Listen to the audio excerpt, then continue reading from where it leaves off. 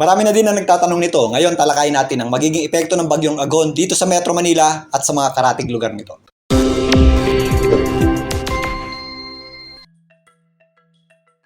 Welcome po muli sa Philippine Weather Trivia. Again, para po sa mga bago sa channel na to, ako nga po muli si Alvin Pura, isang meteorologist at ang inyong weather tito. Although madalas naman nating banggitin itong mga nakaraang post, mas pagtuunan natin ng pansin ngayon ang magiging epekto ng bagyong Agon dito sa Metro Manila at mga karatig lugar nito. Sa kasalukuyan nga, ang bagyong Agon ay tumatawid na dito sa may katubigan, western section ng Bicol Region, malapit dyan sa may area ng Marinduque. Ito pong area ng Mindanao, generally, fair weather po tayo dyan, maliban lang sa mga isolated o localized na pagulan at thunderstorms. Wala na pong epekto dyan ang bagyong Agon, medyo malayo na po siya dyan. Dito naman po sa area ng Visayas, improving weather na po tayo dyan dahil papalayo na po dyan ang bagyong Agon. Maliban lang dito sa ilang area ng Western Visayas, dyan po sa may Panay Islands na kung saan nasasakupan ng kaulapan ng bagyong Agon. Pero generally, fair weather na po tayo sa malaking bahagi ng Visayas, pero kung may mga pagulan po tayo, ito po ay isolated o localized na pagulan lamang, yung kadalasang nangyayari tuwing hapon at gabi. Ngayon, dahil medyo mataas na ang bagyong Agon, concentrated na po yung kanyang kaulapan sa malaking bahagi ng Luzon. Ito pong ating malalakas sa pagulan ay nandito pa rin sa may area ng Bicol Region, Quezon, kasama po dyan ang area ng Marinduque, maging dito sa Mindoro at area ng Romblon. Ito po yung mga areas na medyo malapit pa sa gitna ng bagyong Agon. Para naman sa Metro Manila, kung mapapansin nyo, medyo makulimlim na po yung panahon natin, maulap ang panahon at kung minsan meron tayong mga light to moderate rains. At kung minsan magiging heavy po yan habang lumalapit na po ang bagyong Agon dito po sa may area ng Calabarzon. Ganon din po ang ating panahon na aasahan dito po sa Calabarzon area. Maulap din ang panahon natin dito po sa Central Luzon, lalong-lalo na sa eastern section nito. Yan po ang area ng Aurora.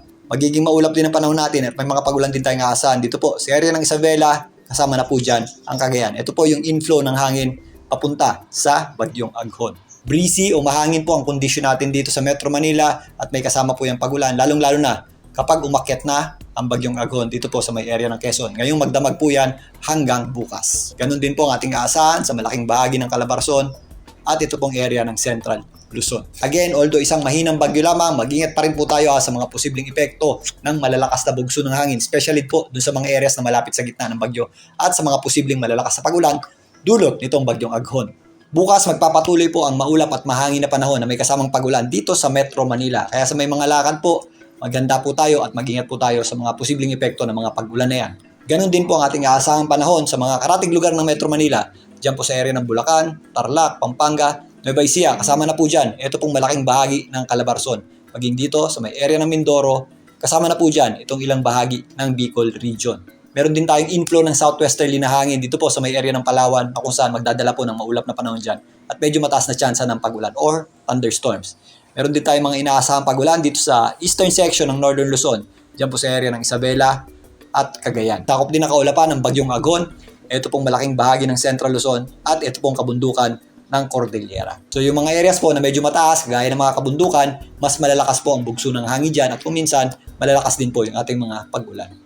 Ayon sa pinakauling ulat ng Pag-asa, meron tayong 100 to 200 millimeters na pagulan. Yan po ay moderate to heavy rains na inaasahan dito po sa area ng Quezon. Kasama na po dyan ang Pulilio Islands. Kasama na rin po dyan ang eastern portion ng Laguna, Rizal, Marinduque, Romblon, Camarines Norte, Camarines Sur. Kasama na rin po dyan ang isla ng Catanduanes. Meron din tayong inaasahang 50 hanggang 100 millimeters na pagulan. Yan po ay moderate at kung minsan heavy rains dito po sa eastern portion ng Isabela. Kasama na po dyan ang Aurora, Metro Manila at ang natitirang bahagi ng Calabarzon. Kasama na rin po dyan ang Occidental Mindoro, Oriental Mindoro, maging dito sa northern portion ng Western Visayas. Yan po ay mula ngayon hanggang bukas. From bukas naman hanggang Monday, meron din tayong inaasahang 100 to 200 millimeters na pagulan or heavy to intense rains dyan po sa may Quezon.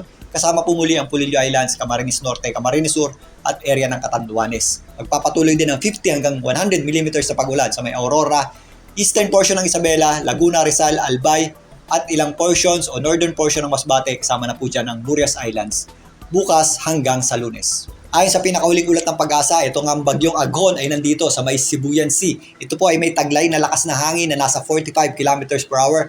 Malapit sa kanyang gitna, yan po ay nasa tropical depression category pa rin at kung minsan may mga pagbugsong umabot sa 70 km per hour. Hindi po natin inaalis ang possibility na bahagyang humina ito habang tumatawid po sa ating landmass. Pero once mapunta po muli yan dito sa may Philippine Sea, may possibility po yan muling lubakas. Patuloy po itong kumikilos pa west-northwest sa bilis na 20 km per hour. Ngayon, silipin natin itong official forecast track ng Pag-asa. Kasalukuyan pong tumatawid ang bagyong Aghon dito po sa may Sibuyan Sea, papunta dito sa may area ng Calabarzon as a tropical depression. So mula ngayon hanggang bukas, yan po ay babaybay mula Marinduque, papunta dito sa may area ng Calabarzon, papunta dyan sa may Central Luzon. Ito po ay posibleng tumawid o dumikit dito po sa may area ng Metro Manila ngayong magdamag hanggang bukas. So pasok po ang Metro Manila dito po sa ating tinatawag na cone of probability o circle of uncertainty. After po niyan, mula bukas hanggang Lunes, meron tayong inaasahang pag-recurve nito, paitaas, papunta dito sa may hilagang bahagi ng Luzon na kung saan, if makatawid na po yan at makarating dito sa may Philippine Sea, posible pa po yung lumakas muli habang papalayo sa ating bansa. Kaya kasabay ng pagtawid ng bagyong Aghon dito po sa mainland Luzon, dyan po natin mararanasan yung malalakas na bugso ng hangin nito malapit sa kanyang gitna at malalakas na pag-ulan. Kaya maganda at mag-ingat po tayo dyan. Kaya ngayong magdamag, gabi pa naman, mag-ingat po tayo sa mga posibleng epekto ng mga malalakas na bugso ng hangin at malalakas na pag-ulan dulot ng bagyong Aghon habang tumatawid po ito sa malaking bahagi ng Luzon. Mamaya tabayanan po muli ang ating update para dito sa ating binabantayang sama ng panahon.